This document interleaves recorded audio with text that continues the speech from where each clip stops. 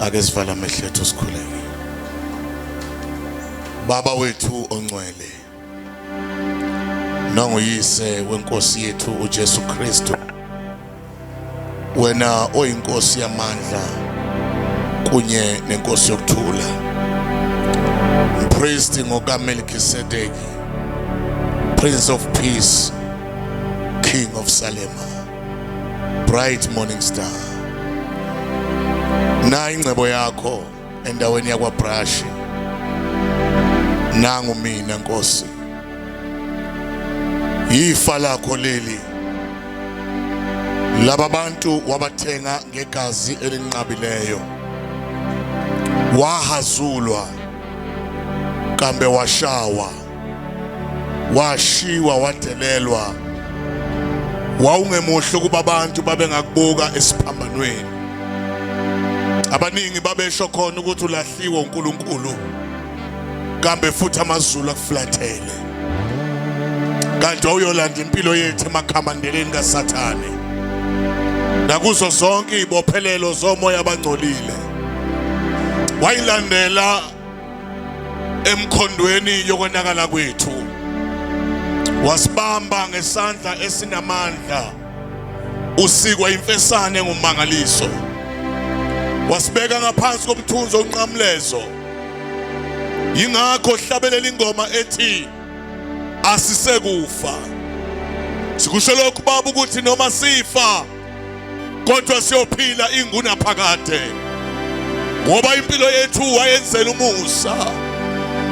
Moya ingcwele nanku umuzwa kwaceza, moya ingcwele ngimi phambu kwezulu nomhlaba, ngizokhulumela amazulu kumuzwa kwaceza. Baba, kunabantu la uNkulunkulu wethu onamandla wonke obaziyo umhlaba ungakasekelwa.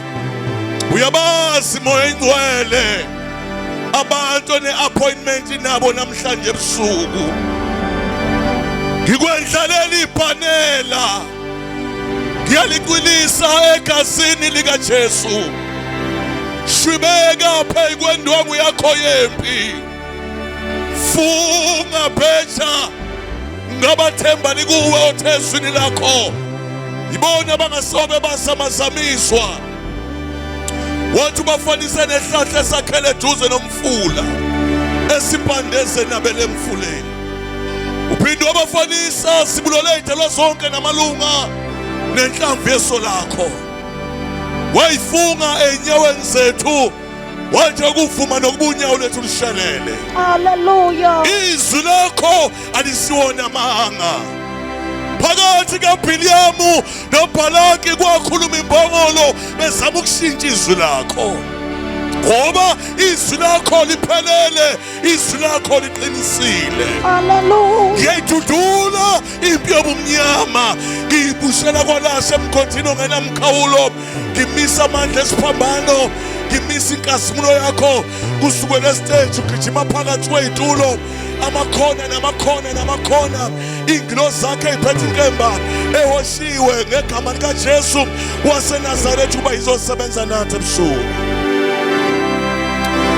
Ngiyabulela uNkulunkulu omhle nongcwele, ngiyakwazisa njengobaba, ngiyakwazisa njengomqalisi nomphelisi weimpilo zethu, mvele kuqala. Moya ngcwele, babusise laba bantu, khuluma inhliziyo yakho, ukhulume nabantu qobo, udlule enyameni, ukhulume nabantu bangaphakathi. Wahlula ama-thoughts, imicabango yabo, waphula amabhongo, thobise yonke imiphefumulo ekhona la ngegama likaJesu. Ngiyala inhlelo zomubi, ngiyala inhlelo zamadimoni. Ngimi phakathi kwezulu nomhlaba, hosha inkembe evutha umlilo. Ngiqoba yonke imisebenzi efile kubumnyama, ngiyiphosa kwalasha. Ngibasa umlilo, i-consuming fire, ukuba sishanele zonke izinhlelo zobumnyama ngamandla omlilo. Consuming fire, consume everything from the cruel spirit. In the mighty name of Jesus of Nazareth. Abagulayo lo mlilo ungene emathanjeni abo baphile. Abafike bene cancer ayishe. Ngegama lika Jesu. In the mighty name of Jesus. Ngiyabonga Baba. Phakama. Nciphe mina. Amen. Ngicela shayela uJesu sandla. Hawu bantu bakwa branch nishayela uJesu nihleye phansi bafowethu.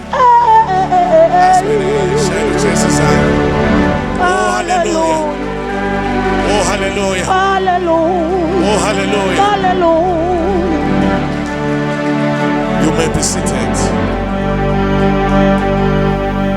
Oh bayete ko sengcwele oh wagi twande Hallelujah.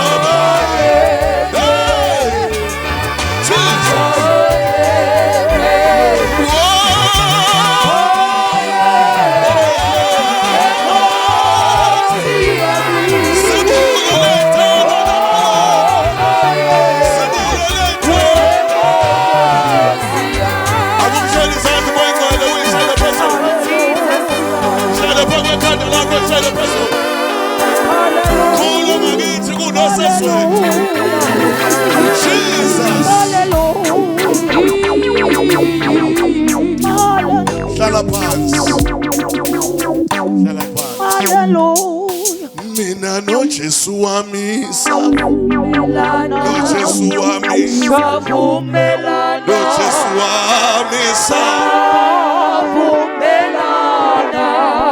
mina netwala lami savumelana, lami savumelana, netwala lami savumelana.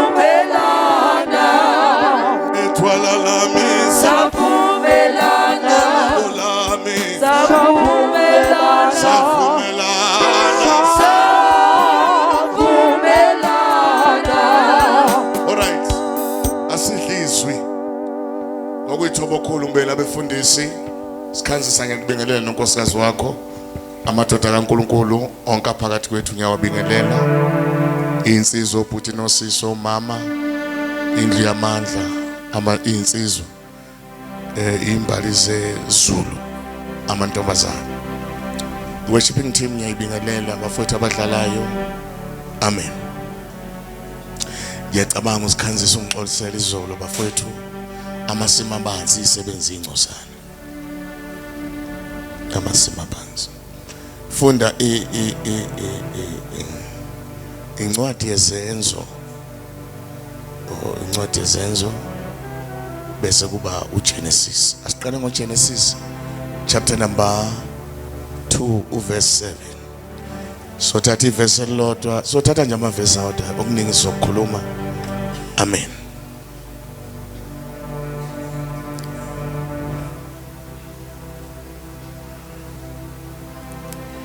Siyafunda bazalwane uGenesis chapter number 2.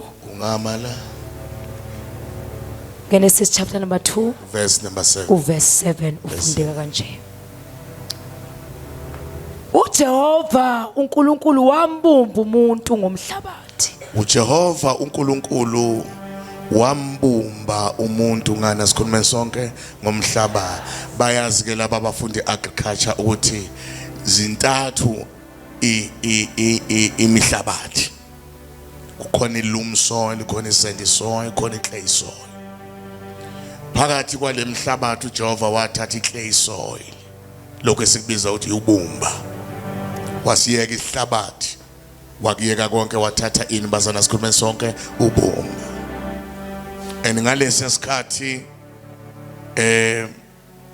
uJehova ezobumba umuntu wathi mayembumba kwabiza ukuthi kukhuphuke inkungu yaziwa kwabrasha ngithi kwakhuphuka inkungu ngoba izulu lalingakani uma uJehova ezobumba ini bazalwane umuntu izulu lalingakani kwakufanele kukhuphuka inkungu iyomanzisa iclay soil udongo.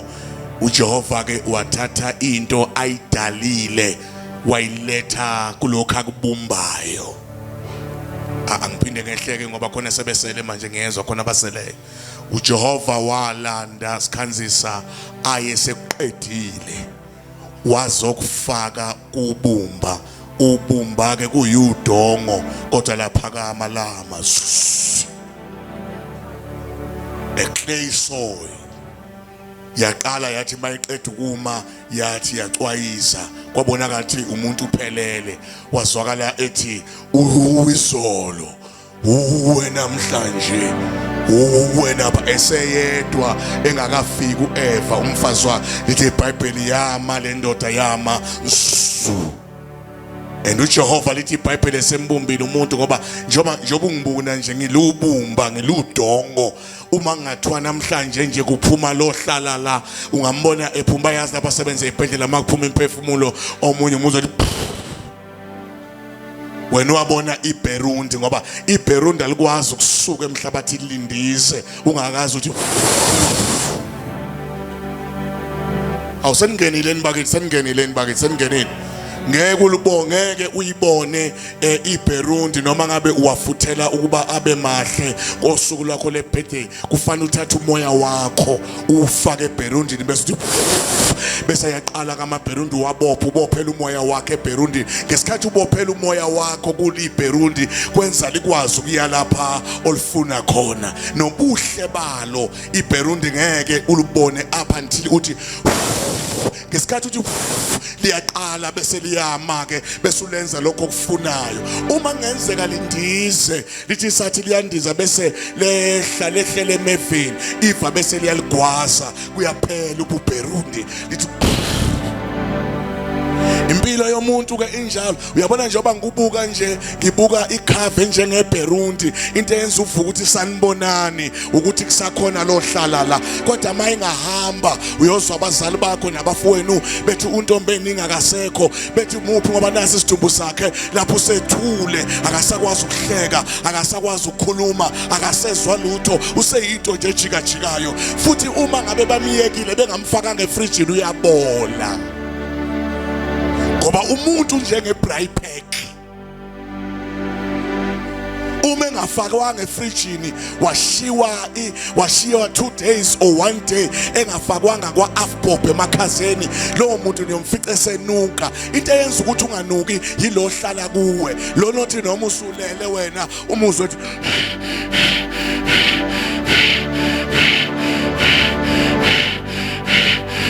phakathi kobusuku. Kodwa uma usufile akekho, bafike balibeze kancane abazali bakho balalele bathi bese bethi akasekho. Uma ngaze ukhona, amakhala akhe akhona, amehlo akhe asekhona, umzimba wakho ukhona, kodwa usanyakaza, bese kuthiwa useyabanda. Bese kuthi lokhu okuhlala la ngaphakathi, lokho kungozeli futhi awuthi kuyibamba nje my brother humming yakho uthi into imbambe kaMoya Ngcwele. Umoya Ngcwele khona afuna ukuyenza la. Then emva kwalokho uma uqala uhamba uye edolobheni, uvuka ubingelela abazali bakho, sanibonani liyaphila, kodwa akubingeleli yona inyama yakho noma ungayiruja kanjani, kubingelela lo hlala ngaphakathi. Umuntu akusiyona icover. Umuntu uhlukene kathathu njengeqanda. Khona lento esibiza ukuthi eqandeni yigobolondo, bese kuba nale part yesibili okuthiwa iyellow, bese kuba nale yesithathu emhlophe. Nisekhona nkodwa lapha eholweni bazalwane. So uma ubulala amaqanda wenza ibreakfast ekuseni, awudingi igobolondo. Usuke abanye sebe uvulile udustbin, mayeqeda ukushaya ngene epanini bese faka igobolondo ngale kudustbin.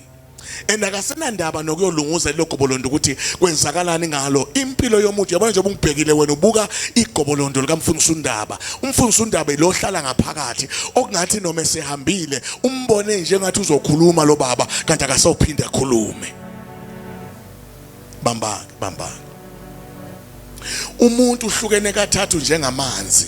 Amanzi ahlukene kathathu. Khona lento okuthiwa amanzi, water, bese kuba namanzi uma ungawathatha uwakhiphe ebhakedeni uwafake ku-deep freezer, ngakusasa uma uwakhipha ungashaya umtadaba kubuso. The very same water kodwa iphenduka i-ice. Angiphinde. Uma ungathatha lelo ice ulifake ebhodweni bese uyavala ubilisa amanzi okwenza uphuthu, uma uthatha isivalo sakhona usithatha usishaya kumuntu kanje, uzothi ungithelelani ngamanzi, ngoba amanzi awafakwanga esivalweni kodwa khuphuke steam. Kusho ukuthi amanzi ahlukene kathathu, i-steam, i-ice, amanzi la ajwayelekile. Impilo yomuntu injalo ihlukene kathathu: umzimba, umoya, umphefumulo. Umphefumulo ke uhlala phakathi egazini, la konakele khona igazi sokonakele. Yingakho uJesu uma kafika ufike phethe igazi lokusindisa abantu. Nisekhona bazalwane? Now ngithi umuntu uhlukene kathathu. La isifunda khona ke lo ntombazana uzosifundela umuntu ehlukene kathathu. Funda ke sisi. Sebekhona ke manje. uJehova uNkulunkulu wambumba umuntu. Umuntu ngani bazalwane? Ngomhlabathi. Wayesenzani? Waphefumulela emakhaleni akhe. Wafaka emakhaleni akhe umoya wokuphila. Wathi umuntu waba kanjani? Umuntu waba kanjalo umphefumulo ophilayo. Wavuka umuntu eyindoda. Immediately uNkulunkulu ethi yaphakama lento. Mayiqeda ukuphakama yahamba neyihluzi zayo. Kodwa ayangaphila njengoba izoba inyama. Kodwa umoya wafakwa phakathi wayivusa indoda. Funda incwadi yezenzo-ke. Ngoba khona umuntu engizomintroduce manje ebusuku. Nina nonke nehlukene kathathu, kodwa namhlanje ngizo-introduce umuntu ozokwenza uhlukane ka-4. Uma sikhuluma ngo number 4 sikhuluma ngokuphelela. Mawukhuluma nje ngo4 eBhayibhelini ukhuluma ngokuphelela kwezinto. Nesecond bayazi laba abasindisiwe. Feast number 4 khona into eyenzeka eJerusalem. Uma ubala kusukela ku1 2 3 ufika ku4 noma ngabe ufaka u0 noma ufaka o0 ababili noma ufaka o0 abathathu kusho kuphelela lithi iBhayibheli uIsrael uphume eYupute eEgypt wahamba 40 days 40 years wafika ku-promised land. uJesu makazila ukudla wazila 40 days kwabe kuphelele. Nisekhona uDavide waqonda uGoliath after 40 days. uGoliath ethukwa ngosuku ka40 wafika uDavide. Ngesikhathi umfazi kaPotifa ezingela lo yamfana abathi uJoseph ethi lala nami kuthiwa wamcela almost 40 days 30 days 39 days ngosuku ka40 wambamba umfana washiya ijazi. Every time eBhayibhelini mawubala ufika ku4 kusho ukuphelela. Umuntu ehlukene kathathu kusho ukuthi akakapheleli. Uqala ukuphelela uma ngabe sokufike okwesine empilweni yakhe lokho engizokuintroduce bese nonke niyakwemukela ke. Sengiqedile. Iyodwa into namhlanje engizonixoxela ngayo namhlanje Holy Spirit. Batha besuthu kimoya ohalalelang. Umoya engcwele. Ngibambe ke buya ke buka mina ke niyalibona lesi speaker sine space la. Niyabona sivulekile la? Umuntu wathi esakhandiwe ekhamsile kanjalo uNkulunkulu wayemakhaleni akhe wafike wathi wafaka usmall letter S ongu spirit ohlala kithi lo wenza mawulele uthi lento yizwa ithi yilo wafakwa uNkulunkulu ngoba uNkulunkulu wafaka kumuntu oyedwa thina siconzula kulomuntu oyedwa.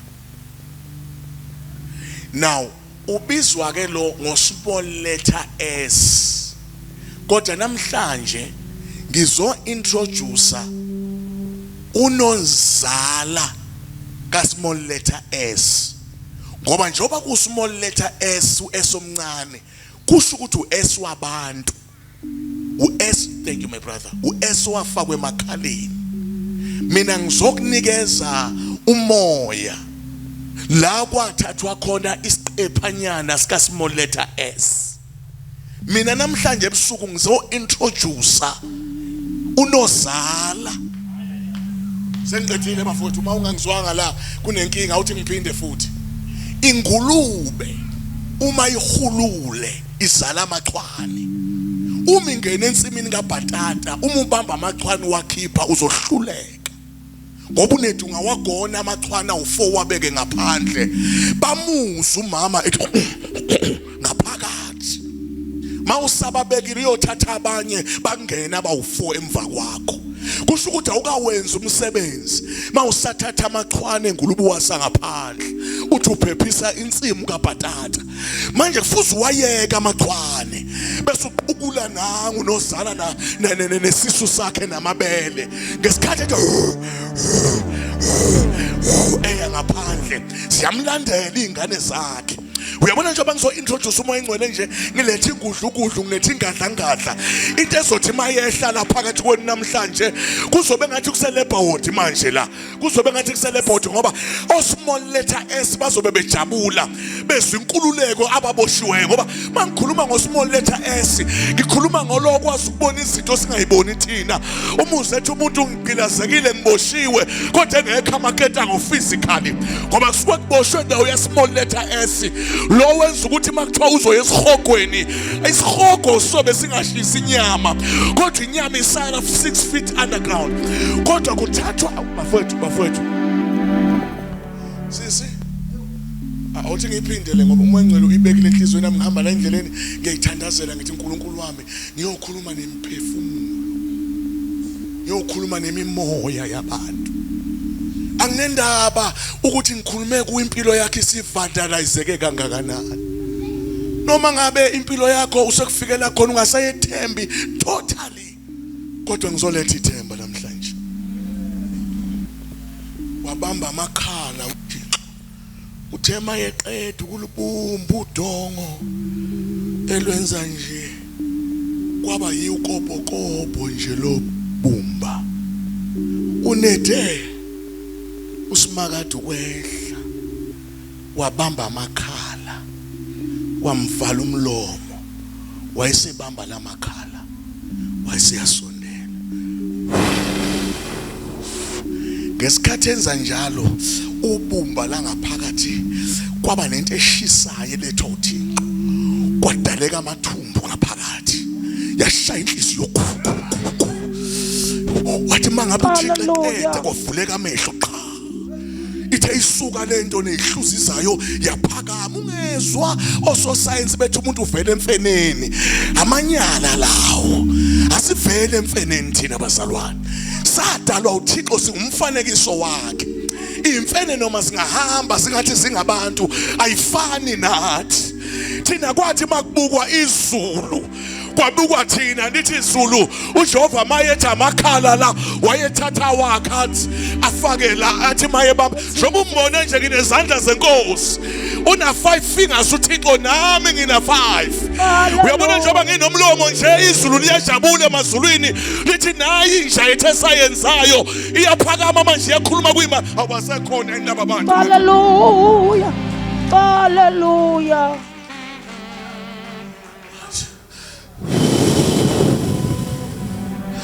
dai badai shala khala mashala bayila yaphakama into yaphakama yathi mayisuka nje yavuka uNkulunkulu ke bambake uNkulunkulu Ndaba ezitha wayeyozifaka yena obumbeni yena capital letter S kodwa wahlephula S onguyo omncane wawufaka lapha emakhaleni wayeseyibuka lento uthe mayeqeda ukuyibuka wayesethi for the first time ngiyibuka esibukweni wayesethi ukuze ngibone ukuthi lento iyangifuza wayesethatha inkomo oh my god akenize nobathathu akenize nobathathu akenize nobathathu uyazi umoya ngcwele uyasebenza la konke engizwayo indaba ezithala haleluya katapata isala haleluya wozohlala indaba wozohlala la haleluya wozohlala la wozani bazane enqalani la sukani la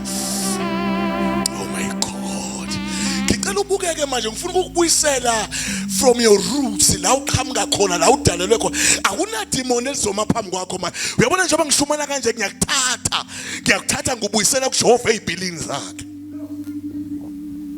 uAdam lo akakabe bikho Eva uAdam lo abantu bhekani mina ke isambulo lesifuna umuntu osemdala abantu badalwe ngo day 6 ilwane zadalwa ngo day bani 5 kodwa uNkulunkulu mayesebumba ngoba kunomehluko ukudala creation no formation uNkulunkulu udalile ekhuluma izwi uma eseyobumba usethatha into aseyiqedile azoyifaka lapho kulento athi leyanto engiyibona le esengiqedile sengizoyifaka lapha obumbeni ifakwe ngo day 7 iBhayibheli lithi ngo day 7 uNkulunkulu ingakho abantu abaningi besabatha bethi lolu suku usuku la uJehova ayengasebenzi khona yebo wayengasebenzi eqedile imisebenzi yakhe kwaku eqedile imisebenzi ngoba uJehova akasebenzi physically usebenza spiritually ekhuluma izwi lithi iBhayibheli makakhuluma izwi kwakusa kube ngolunye usuku akubone lokho akukhulumileyo uNkulunkulu unamandla amakhulunywa yabona nje mina yabona njengoba ngemla kade ngikhuluma nezinye insizwa la ngithi kufana noma sikhasta amademon akufuneki lokhu sikhuthaza abantu kufanele sikhulume sithi wena ohlala la siyakuthuma phuma la hamba ungalokhu ungibambela isikhathi ngoba mawungiphazamisa ngisodedela lo engimbambele la libona idemon lo zongikhipha uyazazi indaba zakhe day number 5 kudalwa ilwane bese thi iBhayibheli wathi uThixo inkomo le isilwane sasendle izilo lezi kwathi ngo day 6 wayesetha senza abantu ngomfanekiso wethu basifuze.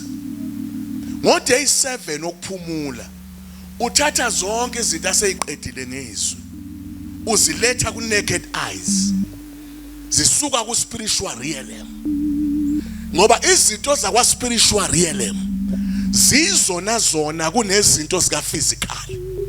Uyabona njengoba ngishumayela la, kade ngashumayela mina la, ngashumayela ngisesezweni lika moya. So noma ngabe yini ebingathi ifuna ukungibulala ngeke ngife uJehova engakangiboni ngimphambi kwenu kanje, ngoba manje ngimphambi kwenu kanje uyajabula uThixo ngoba ubona le nto ayiqeda ngami ukuthi ngangeke ngifele eshwaleni, ngangizobuya ngizoshumayela nina la ukwenzela ukuba kufezeke icebo lakhe kade aqeda ngalo.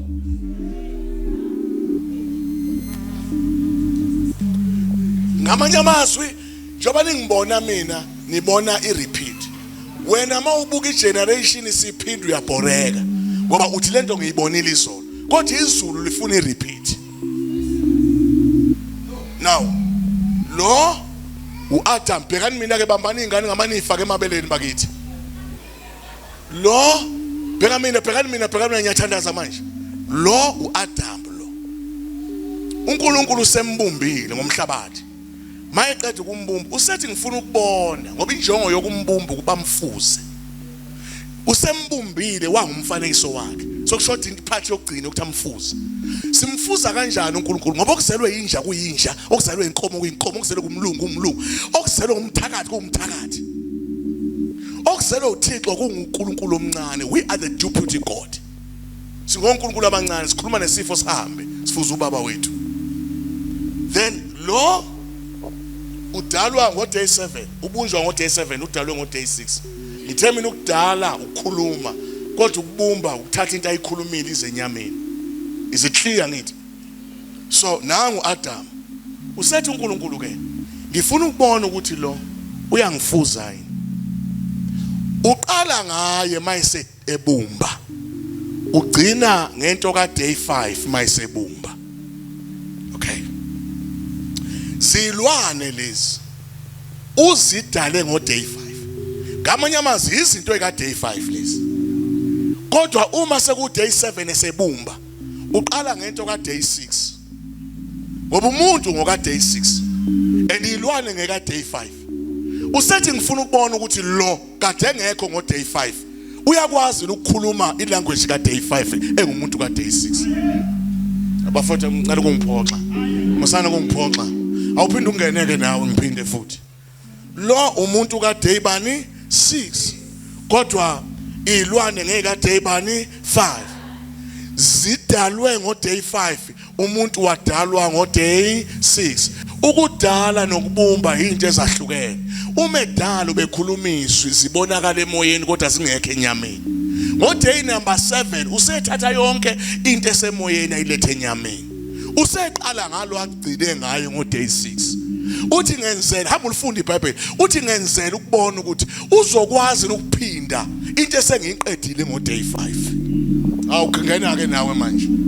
Now mayembeka uAdam useletha inkomo, yabona? Uletha inkomo. Inkomo ngeka day 5 uyiletha kumuntu ka day 6. Ukuze umuntu ka day 6 akhuluma into ka day 5 ukuze kubonakala ukuthi lo muntu umfuzile uNkulunkulu.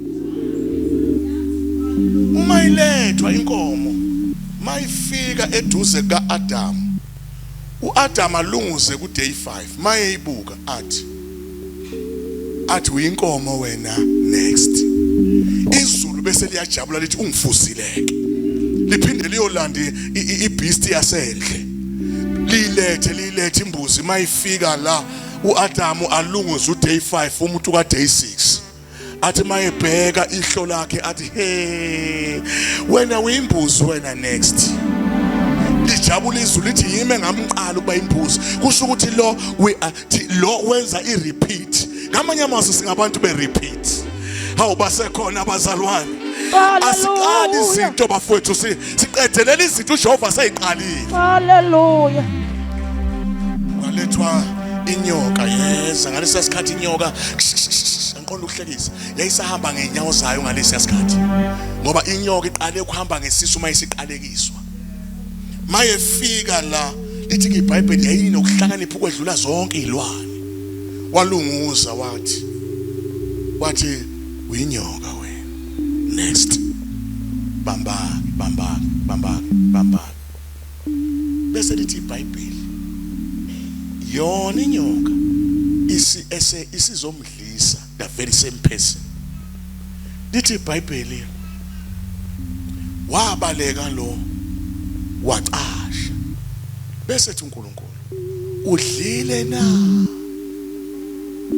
ngoba ukwazi ukubaleka kanti aweqanga umthetho udlile na bese ethi ke lo yilo wangiphayela kusho ukuthi ngisengedwa mina I was perfect kodwa wangiletha ungilethela lo akwathi ngikhulumele ngithi kwehla kancane la niyangivubela ngithi kwehla kancane ngesikhathi lo edala bhekani mina edala ubengekho uEva kodwa uEva ubela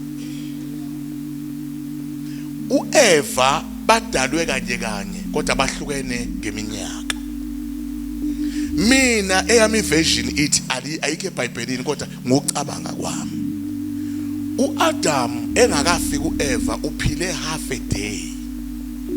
Bhekani mina uAdam engakafiki uphile half a day. Waze wathi uThixo akuhle indoda ihlale yodwa. Ukusho kanjani lokuthi indoda akuhle ihlale? Kusho ukuthi ihlezi yodwa almost half day. Half a day kithi u500 years. Ngoba usuku lulodwa kuThixo 1000 years. kuThixo usuku olulodwa kithina 1000 years kodwa half a day u500 years. Lo uphilile nezilwane almost half a day up until kukhishwe lo hlala la kuye. Nisekho ma sifika inyoka iqhaphaza lo obengekho kuthiwa akungadliwa la ngoba ngesikhathi kuphuma umthetho othi kungadliwa la ubengekho uEva. uEva utshelwe indoda yakhe ukuthi uthe uThixo uyazi we mam Eva asingadli la and futhi uEva akusuyena obehlala ensimini akusuyona ebelanda izithelo beyilandwa uAdam umnikazi obenikezwe igunya lokuprovide indoda kodwa uSathane wenza ukuthi owesifazana provide indoda konakala izinto. Bakhona abashadile la ngithi kwehla kancane akukuhle ukondliwa umfazi. Malata akalaba shalabada ribayike salabaye. Akhe indoda yondliwe umfazi.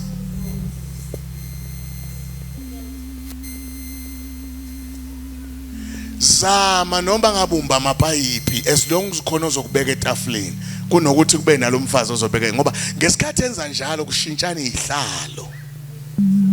Uyakwazi ukuthatha isihlalo sika baba ahlale kuso bese kushift bese ehudulele esakhe indoda ihlale esihlalweni somfazi umfazi ahlale esikhaleni sendoda. Umbona noma ngena afika abuza izitsha baba sekungafana uhlale dekhe nje izitsha igcwele isinki. Anqonda ukuhlekisa ngisebandleni kaMoya Ngcwele. Ngaleso sikhathi bafowethu wayengeke uEva adla umuthi ukuba uAdam obephuma yothatha imithi ama-fruits. Kakade bekuAdam obuya nama-fruits kodwa uSathane sethathile kwaba kumfazi obeka ifruit phezu kwetafula. Kanti usebeka ifruit ehlahleni esewrong. Wadla yingakho uAdam engagwetshwanga kwagwetshwa uEva nenyoka. Sifunde kahle iBhayibheli. Makafika uNkulunkulu kwinyoka uthi awusezukuba nezinyawo uzohamba ngesisu. Ngesikhathi uhamba ngesisu uzodla uthuli lomhlabathi. Neyizwe indaba wabuya wenza kwesifazane. Wenzeni wena? Athi lo wesifazane yinyoka. Bese ethi lento yenzile isibusiso sakho usuzosithola kabuhlungu ngamapain. Uma ubeletha usuzobeletha kabuhlungu ungene kumapain. Kodwa ubuyo receiver isibuso sakho. Kodwa isibuso sakho usithole ngepain. Uqume lepawoti akubheka amanese midwife akhuluma amagama athi kodwa lo mama njobe sesibangela umsindo kangaka seniwabonile amanzi. Bayaza abahlala esibhedlela bese bethi abanye ontombo akakabi namanzi lona uyazi uyasiqinela. Wena njalo kumapheni bakhuluma ngawe ubabuke lamanesi ukuthi kube bangashasha ngamakhanda laba abantu uthi bayabaza ubuhlungu engibhekene nabo abanendaba nawe ngoba bayoqala ukuattenda sekuzamanzi. Bamba nayo isikhithi ke kaNkulunkulu. Uma beqeda ukuba untombazane lomfazi ebekumapheni bese yayigona ingane bese befika sebemlethele sebethi congrats it's a baby boy. Ayibambe lo mfazi ayibeke esifubeni alikhiphe ibele angayitshela ukuthi incela kuye lento kuye ngekhanjanyana kulibambe ibele ngoba lento imvelo kaThixo. Lalela uma encela uNkulunkulu wayesethi before ngihlukane nalomfazi sengiyifakela ijudgment. Lithi iBhayibheli wayesethi mayeflathela before aflathela uThixo wayesethi wena mfazi ngibeka ubutha phakathi kwalomngane wakho. Kusho namhlanje seniyoba izitha ngoba kade nithandana nje. Nizoba izitha. Inzalo yakho iyochoboza ikhanda lale nyoka. Kodwa inyoka iyolimaza isithende. Hamba namanje bayazi ngikhuluma ngoba sekwaba namanene manje ayingane seyinceliswa ngamabhodlela. Kodwa laba be breastfeeding bayazi ukuthi bakudabula inyoka lapha emakhaya akubizwa ubaba ukuthi azoyishaya. Umama oncelisayo uvela aphume athi nje ubisi tsa athi tsa ivela ilale. Kodwa imibona indoda ithi ngoba imvelo yabekwa uThixo. Ilala inyoka bese biza noma yini umama noma yayishaya noma ehle iphansi eqhwakele lapha yana ayishaya izife inganyakazi ngoba uyancelisa. uNkulunkulu wathi ubeka ubutha wayese manje kumuntu oncelisayo inyoka iyahluleka ukuba ibe namandla okugadla. Ligadli kumuntu ongumdlezana inyoka ngoba le nto yafakwa uThixo ngokwecebo lakhe. Awunise khona yini bakithi? Manje makafika endodeni wafika wathi wena uyobona umonakalo wenzile. Uthe sathula uAdam wayesethi umhlabathi akangathi wena uqale kusini. Wathi umhlaba wakhomba umhlaba ezile phethe isiqalekiso. Wathi uyasifaka wayeseshaya ngala ice. Yingakho uSathane wazonda amadoda. Bese shaya eceleni wayesethi umhlabathi uqalekisiwe ngenxa yakho. Esikhundleni sokuthi iqalisa uAdam kwaqalekisa umhlabathi. Asingeneni ke bazalwane, asingeneni. Umoya engcweleke ufika abe uNumber 4 mayefika kuwe. Ufika ebhedele ngudlungudlu wabuya kuyo wena ungusmall letter S afike no capital letter S. Lo moya engcwele wenza ukuthi ngiyakhumbula mamqhakaza ngiqala ukumbona umoya engcwele empilweni yami. Ngibuye ezonweni. Ngihlezi phezu kwentaba yakithi eFriday ngithandaza. Kwathi mase kuzosa ngo4 o'clock ekseni. Ngezwe kunento engembatha wena wabona umuntu engena kwi-overall. Kwangathi ngiyembathiswa ngiyangena overall. Ngazizwa ukuthi bengakwazi ukuthandaza. Kodwa ngazizwa ngiqala manje ngikhuleka ngithi baba oyingcwele kodwa kunomuntu ongathi uyangi-interpretela uyangixoxela ukuthi angithandaze kanjani. Ngaqala ngathandaza akhuphuka ama minute ngisekhona. It was 4 o'clock ekseni akhula ama minute ngawuchaya 30 minutes ngithandaza. Yabona manje angazi ngithini kodwa ngilokhu ngiqhubekile ngithandaza. Kuthe phakathi seliphelile ihour ngalizwe ihlathi engathi liyawaphinda amagama engiwathandazayo. Kwangathi liyawaphinda amagama engiwathandazayo. Kuthe ngingazelele down ngabo 6 ekseni ngabanjwa into engakaze ngiyibone ngalala kwaze kwashaya u12 emini. Ngisehlathini mangivuka ngavuka ngehla ngayofuna amanzi ngomile. Ngithe mangisangena ehlathini kwakunamanzana kunomfudlanyana omncane owawehla phakathi kwamatshe amancane kungamanzi amhlophe clean.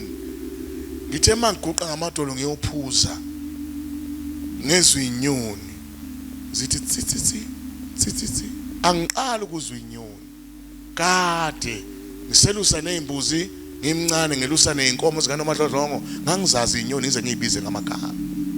Kodwa ngesikhathi ngivakashele umoya engcwele ngathi mangilalela kwangathi ziyacula futhi umculo wazo ngangawuzwa kodwa zaze nenela uzwe kuyiphothwe kushaying voice uzwe isiqopha shaying voice mawulalela lezi inyoni zicula ngiqala ukudibana nomoya engcwele kwangathi ziyamtshela ukuthi ungubani.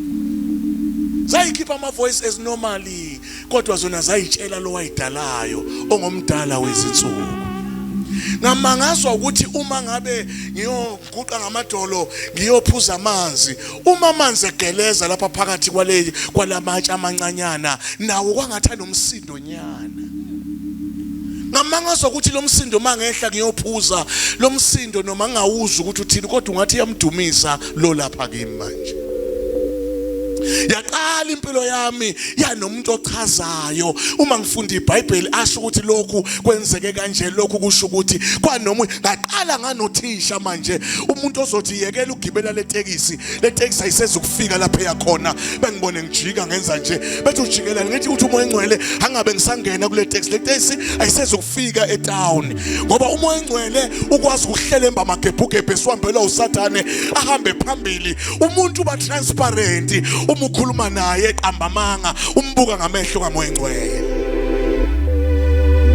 Lento yenza ukuthi uvuke ekseni awubasekhona kodwa abazalwane uvuke ekseni ubuke mina ngibamba iBhayibheli kanje bese uthi mfundisi uNdaba iBhayibheli lelo liphethe ikhala yali imhlophe akusho umzimba akusho umlomo wakho kodwa kusho lo hlala ngaphakathi ongu-small letter S kodwa namhlanje ngizo introduce the capital letter S okwazi ukwedlula enyameni abuke ezinye izinto ngaliya othi noma uhamba athi awusaye ekufeni kodwa uyekuphileni kwaphakade uma ngalo ukuthi ukwazi kanjani ukuthi ngiyekuphileni hayi obuya kulizulu uyalazi.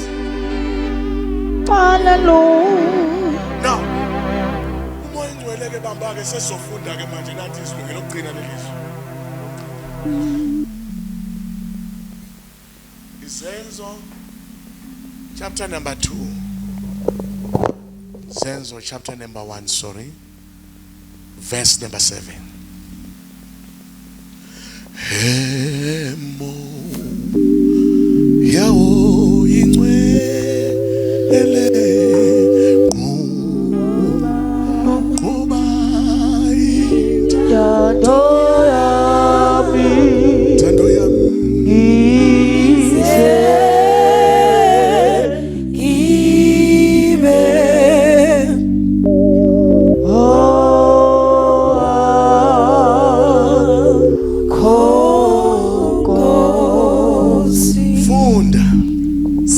Bazalwane Izenzo chapter number 1 verse 7. Yes.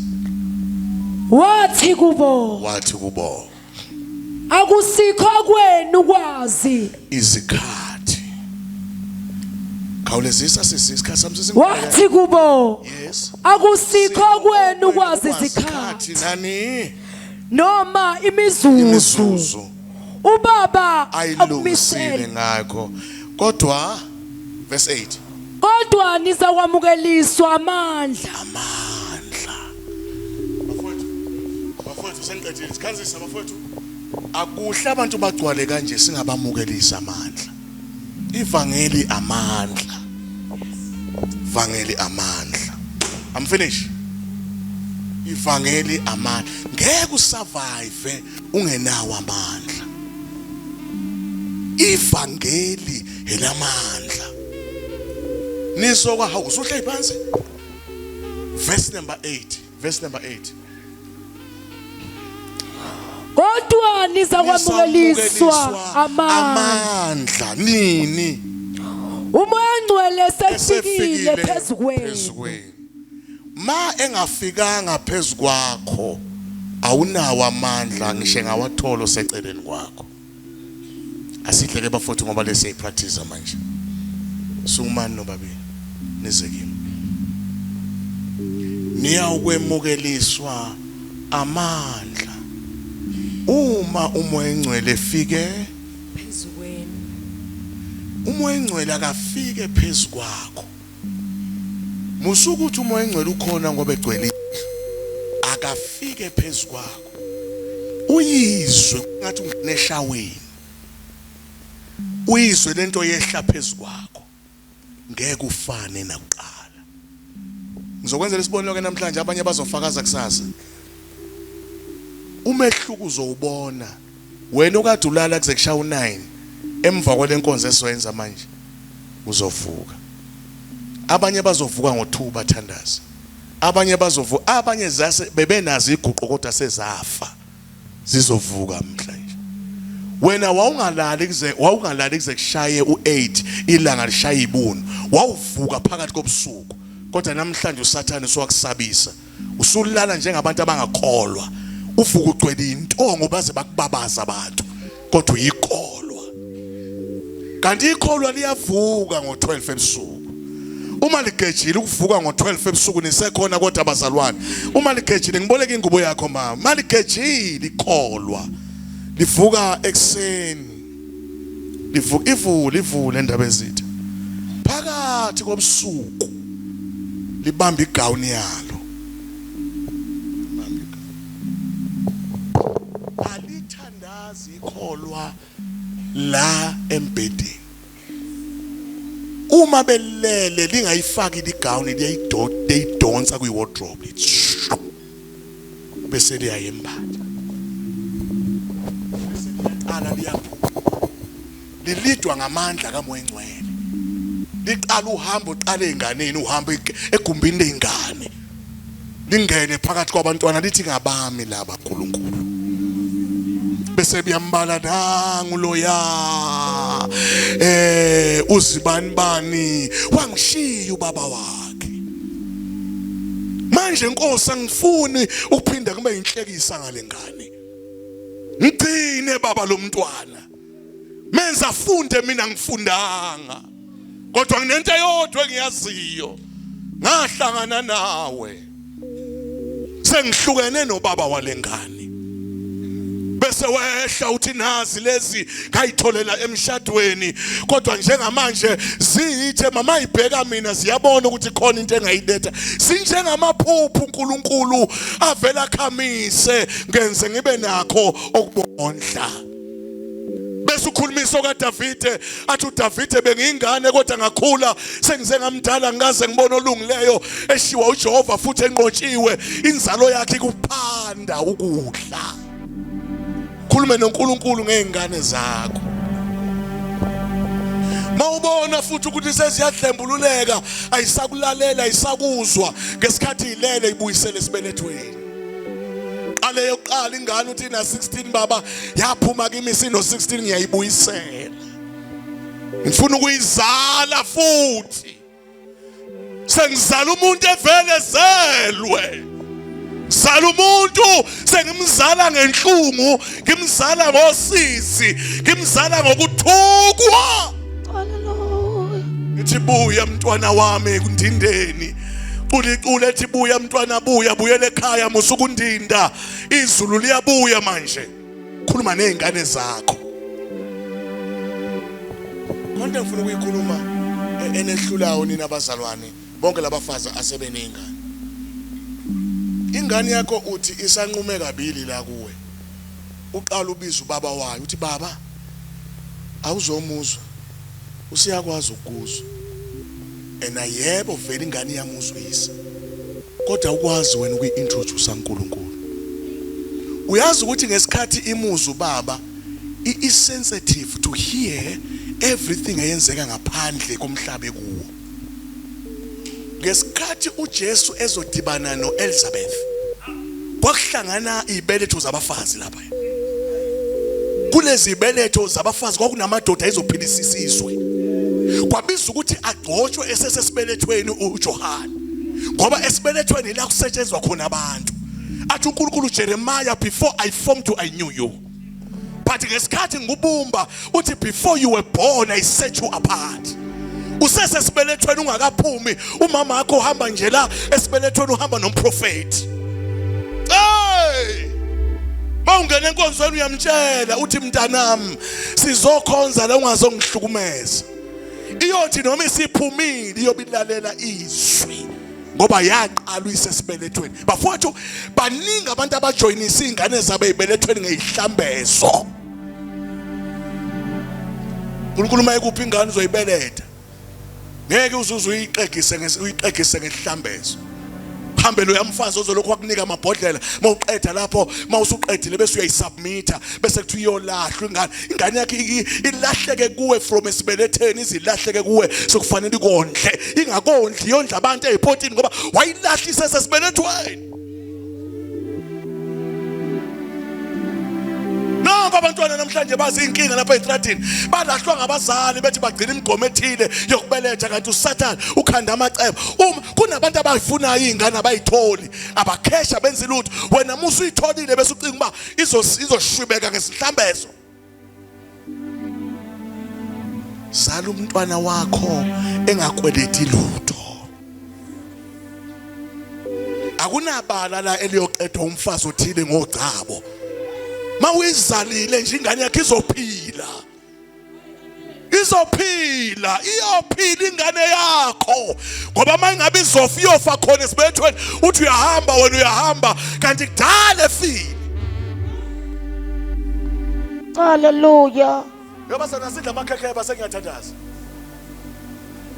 Asidla amakhekheba ngiyathandaza.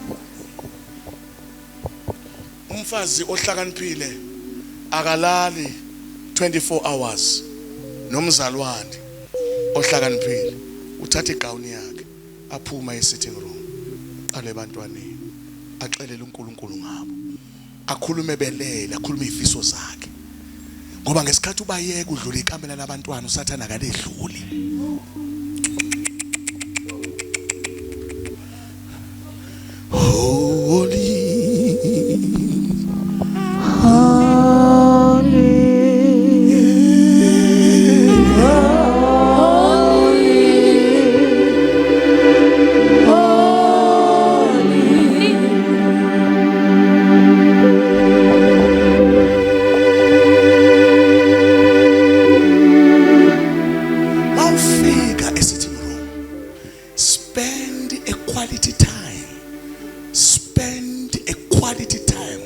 Musukushaya umthandazo weqhude ngoba uzophuma ungafikanga. Ngena njoba zingena izanusi ngo3 o'clock ekseni ngena nawe. Ngena kwelakhe otha. Shungisa yakhe impepho. Hallelujah. Ulabashaba mangende sala baya. Hallelujah. Enangeke lesizinto uzazi ungawembetha amandla kaMoya Engcwele. Hallelujah. That's the Bible. The Holy Spirit is helping us to our weaknesses because asikwazi singacela ngokufanele kodwa uMoya Engcwele ukhulumela abangcwele ngokwentando kaJehova. Mawuke waguqa uswazana namandla kaMoya Engcwele unethu ukuguqa nje ngo3 o'clock ekseni bakuzwa omakhelwane ukuthi nangoku umasibani usayixoxa noNkulunkulu wakhe. Sikade sikubambe isidima uzwe ukuthi ngiyesaba ukuvusa abaleleyo bese kusho ukuthi uhambo lakho luhambi ngenyama uhamba namandla kaMoya Engcwele. Uqala umcelele ukuthi ungubani igama lakhe bese umtshela ukuthi nguJehova God inkosi yokuthula umpriest ngokaMelkisedeki indoda yanyukela entabeni amathambo intaba yamathambo yaqhekezeka phakathi ilanga lafiphala amathuna avuleka abapriest badabula izingubo zabo. Usamcelela nje ukuthi ungubani ngoba uJehova wethu akasisi isigagade esimehla bovu bangcwele.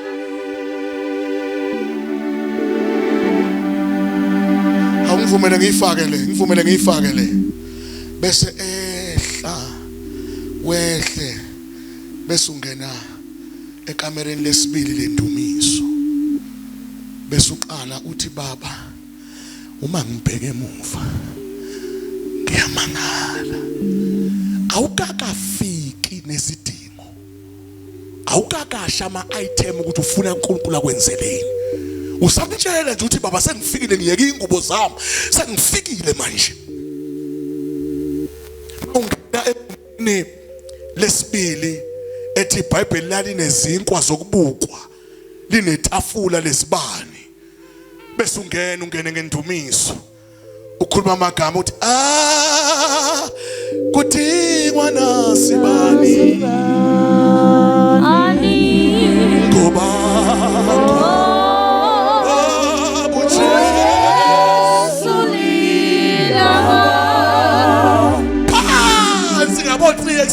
Hallelujah. mawuza ukuthi usukhathele ukuguqa ngamadolo phinda uhlale kahle hlala yenaba uze kubaba wakho lapho uze uNkulunkulu owabamba ubumba wakhuluma uze kumuntu onethisa imvula ngezikhathi uze kuyo phethe ukuphila kwabantu ngamanye amazwi uzorobha la uzofuna yena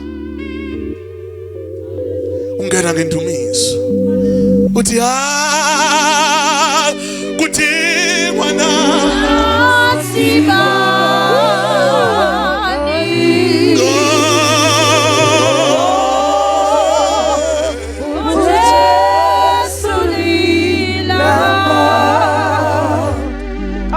aku-ashare umoyengcwele aku-ashare uthi mawuqeda lapha endumisweni akuthathe ayokufaka aku-ashare wena wabona umuntu eye office ethile ethathwa ngabase reception akuthatha umoyengcwele athi sesiyobona yena ke lona uzombona namhlanje bese ungena uthi mawungena kwelesithathu izulu kodwa ukwakhe endlini uthi mawungena ungena ngendumiso uthi mawuguqa ngamadolo uzwakale ungasakwazi ukukhuluma uthi bibi uqale manje ibhoboka ivoice nebakade kade ubamba isidima siqale manje isidima sibaleke ngoba usufike kuyo mdala ngokweinsuku usufike kulizibulo lezidalwa namalunga owayekhothanyelwa yiserafi nekerubima ebeyiveneziwa kuye ngobuso zithi ulifanele udumo nembeko nokubabazeka mawufika kuye awunawo amazwi ayaphela nangu umfazi wana eqhokolozwa uPenina wanted ukufika in the holy of holies wathi baba wagcina nje ethi baba kwazwakala indebe zakhe lokuzini nje engasakwazi ukukhipha amazwi ngoba lithi iBhayibheli when you reach the presence of the Lord wabazalwane uma ungakazi uthandaza ufike ebukhoneni benkosi lento engikhuluma ngayo ihlathi kodwa umuntu owake wafika khona ngimkhumbuza yona into manje izimo ziyakwenza ungafike ebukhoneni uthandaze ugcine kwi-roof ungafike kanti kufanele ufike ebukhoneni la kuthola khona amandla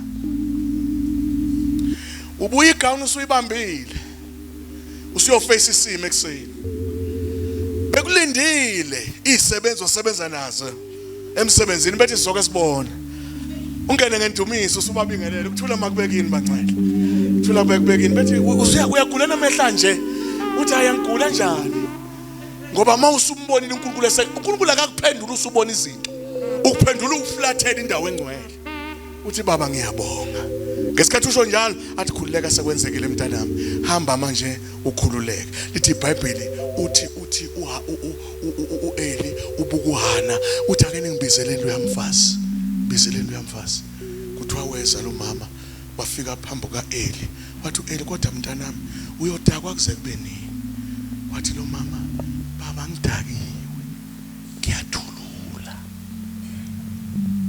yekela nokusindwa hamba nothulula uzobulawa stress uginqa amaphilisi uvuke ngawulale ngawo zingashintshi isimo hamba othulula ziyathululwa izinto ngesikhathi uyithulula bamba bheka mina ngesikhathi uyithulula ugibela phezukwazo bese kuthi into ebikade izokushaya ithi ukuphakamisa asiphakanyiswa ngabantu siphakanyiswa izimo ngesikhathi uSathane eloka xaxa phelile ngesikhathi uphuma you gain more power sinjenge spring thina ngesikhathi spring usicindezela ungathi wena kuyaphela ngaso kanti sigain amandla umuke waqala wathi singosi kulokade sicindezela sinjenge spring thina ngesikhathi sihlukumezeka ungesikhathi sigain amandla, ngesikhathi sirejectwa ngalesi sikhathi sigain amandla.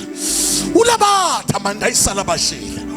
Moya oyingcwele ngiyamcelela namhlanje ebusuku muvumela ngene enhlizweni yakho.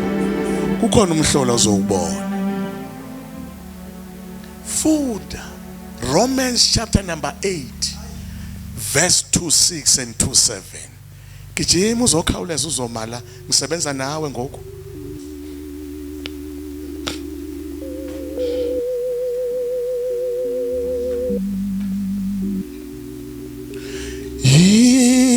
Yibona labo besese usheni beko suje befuta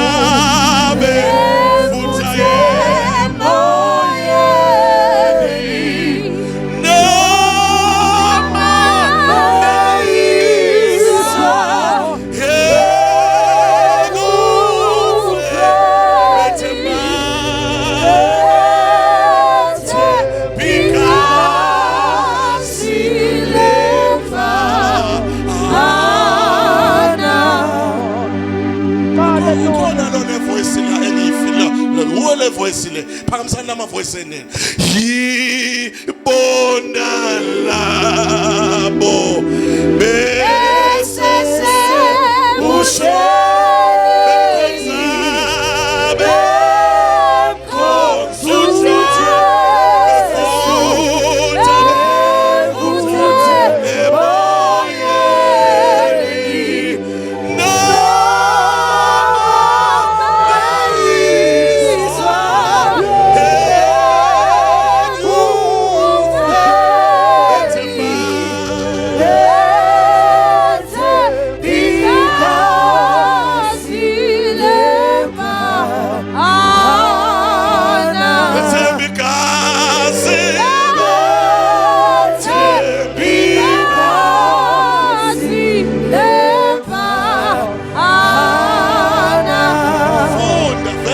Hallelujah. Roma chapter 8 verse 26 and 27. Siyafunda bazalwane uverse 26. Ngokunjalo nomoya uyasisiza ebuthakathakeni bethu. Makhulunywa ngobuthakathaka kusho umthakathaka bokuyojola. Kukhulunywa ngobuthakathaka when you reach the presence of the Lord. Ayikho ibulldozer makufika ebukhoneni. Uma indoda uyizibhongiso kwenkomo makufika ebukhoneni. Awukwazi ukukhipha ivoice uba weak. Uthi uHezekiel ngasemfuleni Kebari. Ngani ukumbona ngayifila weak ingilosi yazi yangibamba ngesandla yangiphakamisa. Umuke wafika ebukhoneni in the presence of the Lord. There are two things etholakalayo. Ebukhoneni uyayithola disappointment. Ebukhoneni uyayithola impendulo yakho. Kukhona abantu abafika ebukhoneni bezile 21 days kodwa babuye ne disappointment. Awuthi ngiphinde. Mdlule uHaga ekhulelwe ehamba nengane kaAbraham esayikhulelwe. Lithi iBhayibheli wahamba wazwafika in the presence of the Lord. And lo mfazi makafika ebalekile ngoSara esehlukumezeka. Makafika in the presence of the Lord. Lithi iBhayibheli ingilosi kaJehova yambuza yathi Haga ufunani la? Wathi esathi mhlawumbe uzomphendula uNkulunkulu amtshela indaba ezimnandi wathi buyele emuva kwincekazi yakho Yosefa. Awukwazi ukuphuma usakhulelwe. Ngidle ngokutshela abefundisi kwi-conference yama pastors. Awukwazi ukuyoqala ibandla upregnant. Iqiniso sonke thina abashumeli sikhulelwa izinto umuntu ethi ngikhulela into ezinkulu kodwa awukwazi ukuqala usakhulelwe. Fanele uqala into yakho usuyizele. Wezwa amapain okuyizala. Lithi iBhayibheli uHaga uthe makaqeda ukubeletha wahamba. Esephethe ini manje umntwana. Kuthiwa wahamba wazwafika in the presence of the Lord. Bese nje ingelosi sesifikile Haga sizwe iphimbo lomntwana. Kusho ukuthi uma into yakho ungakayizali nisekhona uJehova ka respondi ngoba uhlukunyezwa, uresponda ngoba into akupha yona sekuyona ekhulumayo. Uyabona njengoba ngundaba mina ngayizala into yami. Ngisho ngami uthi DJ sila ngezolo. Uma ngifika mina ngifika nento yami engayibelethayo. Iyabathasha abantu ngoba uNkulunkulu akabheki mina kodwa ubheka into engiyiphethe. Uyabona nje obulapha nje uzothola lento engiyiphethe manje. Akufuneki futhi ngize ngikuxukuze. Angeze ukuxukuza kodwa ngizodedela lento ngokwe gift. Asithandazeke. Nomoya uyasisiza ebuthakathakeni ngoba asikwazi esingakucela ngokufanelekileyo kodwa umoya uqobo usikhulumela ngendlela engenakububuleka. Amen. Umoya ngcwele uyasikhulumela. Uyabona nje ngabe ukude noNkulunkulu uthi kade wathola umoya ngcwele. Wena uyitshela uyayikhulumela, umoya ngcwele uyakukhulumela ngokuba yena ukhulumela nathi verse ngezansi. Verse 27. Yes. Kepha yena ohlola inhliziyo. Yes. Uyakwazi okuqondwa ngumoya ngokuba ukhulumela abangcwele, ukhulumela thina ngokwentando kaNkulunkulu. Uyazi ukuthi ungawuzila u40 days ungazili ngokwentando uphume kodwa ungaphethe lutho ngoba uNkulunkulu akanendaba ukuthi uzilile, ufuna intando. Khona abantu abathandazayo kodwa bengathandazi ngokwentando, ingakho bengaphendulwa. Yilabo abathi mabevuka ekseni ngo12 kodwa Satan zenzani izingane zami. Kanti umuntu onomoya engcwele akambuza uSathane umfaka inkemba athi phuma kwami, ibhili khokhwa yimi, imbhede yakho khokhwa yimi la. Awona inesente phezulu kweingane zami bese yamkhomanda bese yamdestroy. Akamncengi, uyamkhomanda umuntu kamoya engcwele.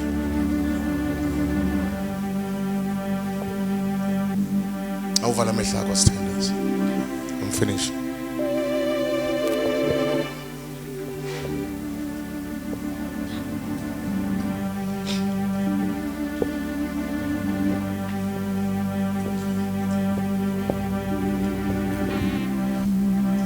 Ngicela sithandaze. Thank you Jesus. Holy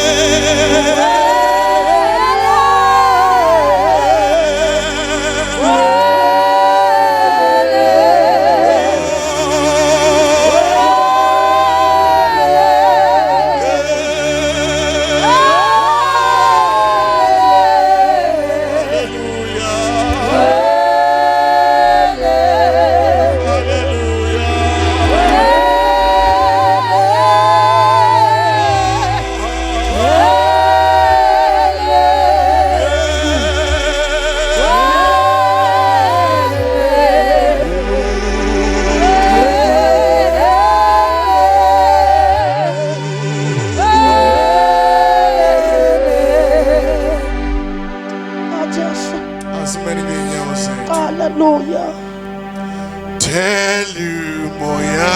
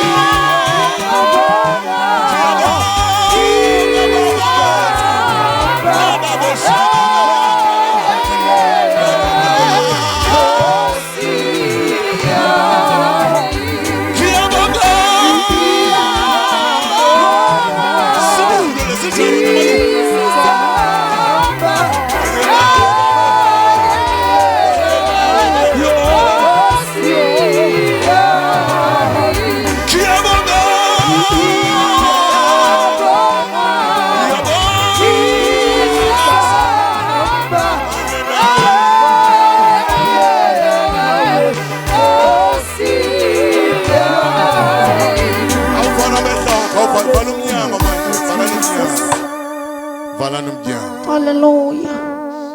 Vala nomnyango. Vala nomnyango. Cela ama-asha ame emnyango. Ngithethele umuntu imoya engcwele manje.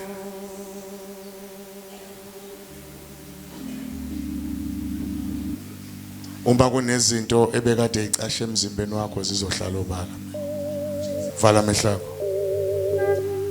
Ngiyamthethela umoya engcwele. Ngiyamkhulula umoya kaBaba. Ngiyamkhulula umoya kaBaba. Ngiyamkhulula umoya kaBaba. Ngiyamkhulula umoya kaBaba. Ngilethe yena namhlanje. Noma ngidrive imoto ngigijima ngithi baba ungayiphenduli le moto. Ungavumi ife noma iwe. Ngakafiki kulaba bantu. Ngibanikeza amandla kaMoya engcwele. Niyokwemukeliswa amandla. Mash. Gibele stage, cameraman, gibele stage. Gibele stage.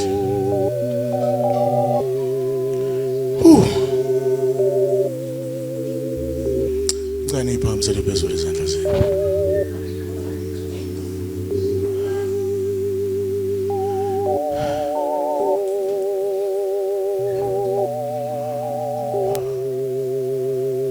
Ngayithatha lena sawo. Ithathe lena. Shimshika shithathe. Ngicela nenze nje. Maniphakamise izandla zenu. Maniphakamise izandla zenu. mani iphakamisa bese niyibeke emakhanda zombili kanje. Sibeke zombili emakhanda. Esibuka uNkulunkulu. Vala amehlo akho. Sibuka uNkulunkulu. Asimbuke uNkulunkulu. Ngicela simbuke imizuzu emithathu. Umbone efika phezulu yakhe impilo manje. Moya engcwele. Batha besuthu ke moya ohalalela. Moya oyingcwele. Holy Spirit. Holy Spirit. Baba thela umoya wakho. Uthe ngeinsuku zokugcina uyothulula umoya wakho phezulu yonke inyama. Wawusuthi amadodana namadodakazi ethu aya kuprofeta. Wawusuthi ke mawuqhubeka moya engcwele wathi insizwa ziyobona imibono.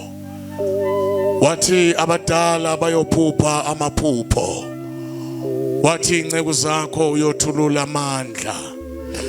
Wathi inkanyezi noma ilanga liyophenduka imuni iyophenduka igazi. Moya oyingcwele.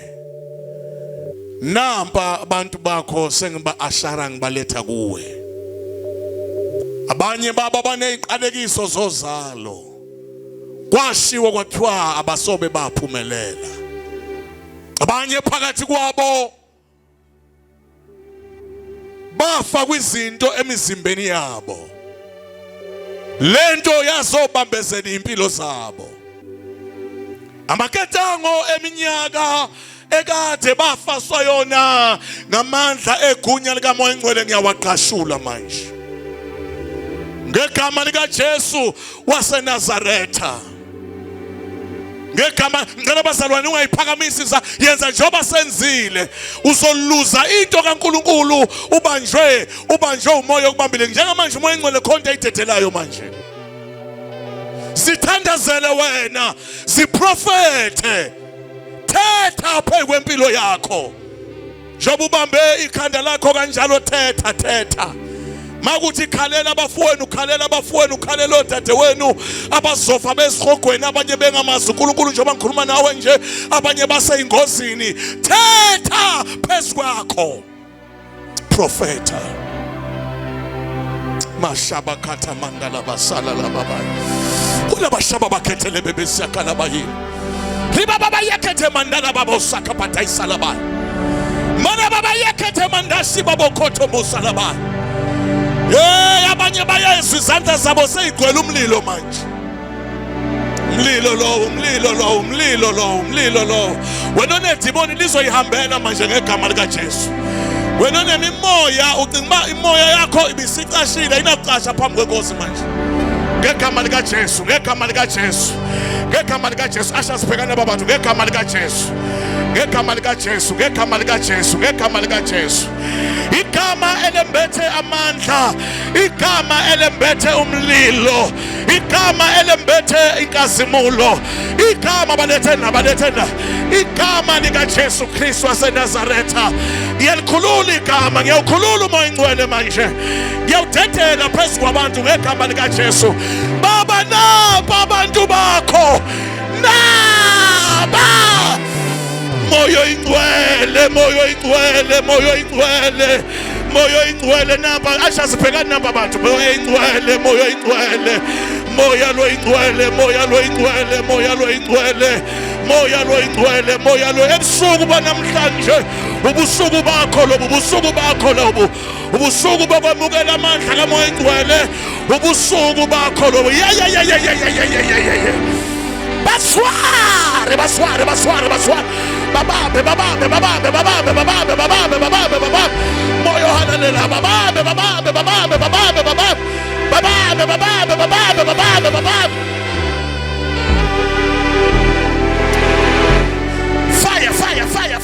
fire mlilo othulayo mawehle phezu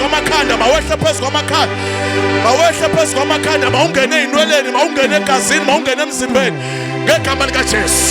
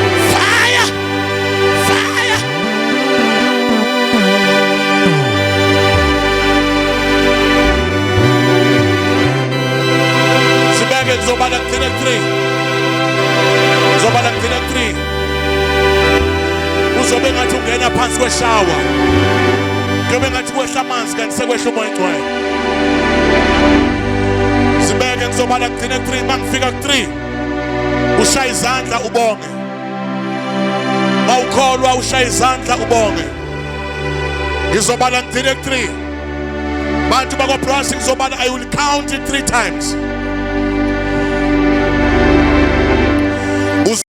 Ngathi ungena ngaphansi kwamanzi amaningi. Nakho.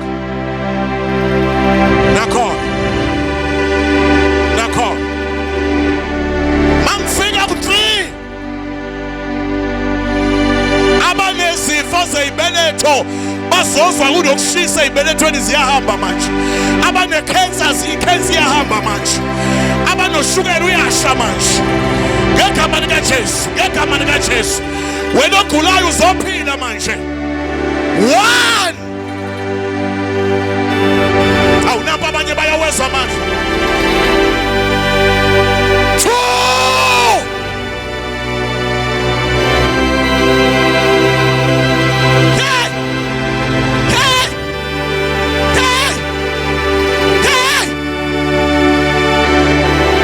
Abanye ngakafika 3 bayezwa amandla omlilo angene enyaweni, abanye angene ey'nweleni. Bayezwa ukuthi umzimba wabo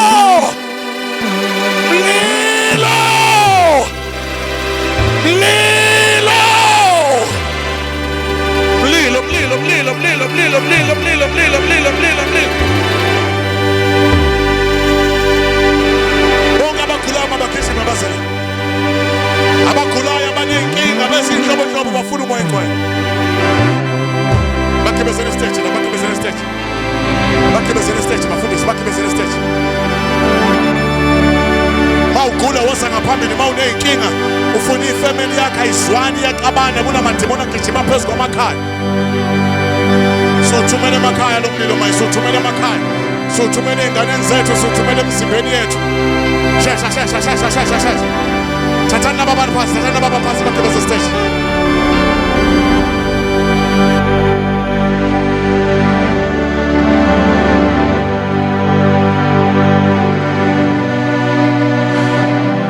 Bhekani mina, bhekani mina.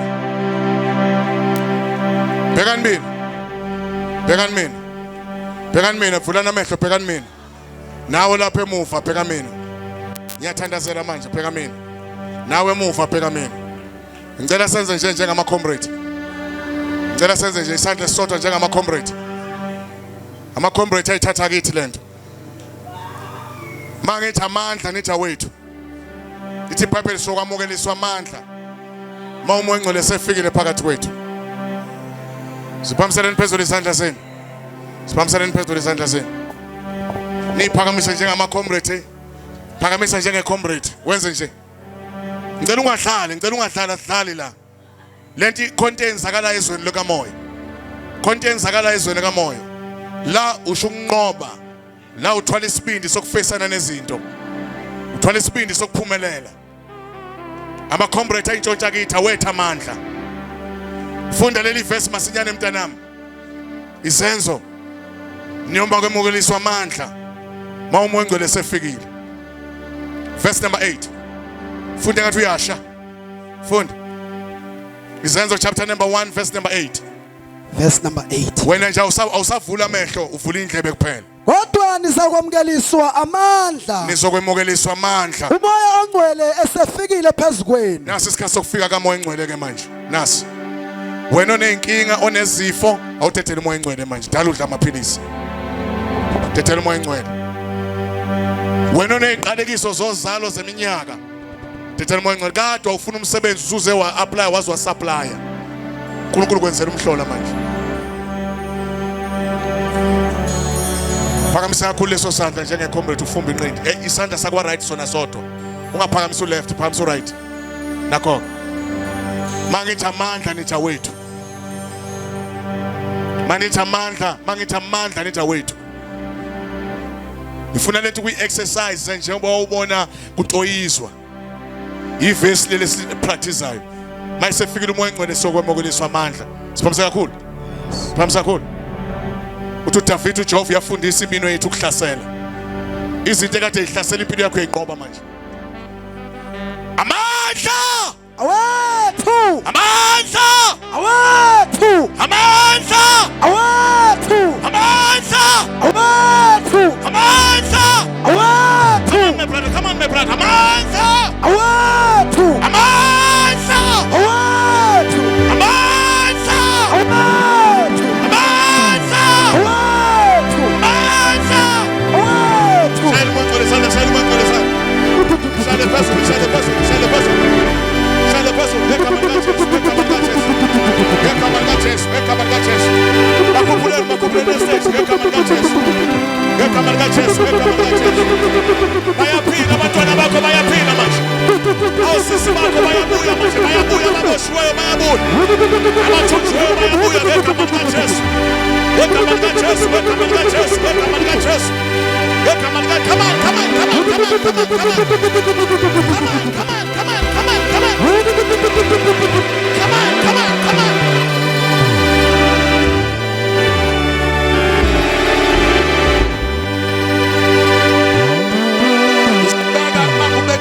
You go. One touch, one touch. One touch, one touch. One touch is cut and send us. One touch, one touch.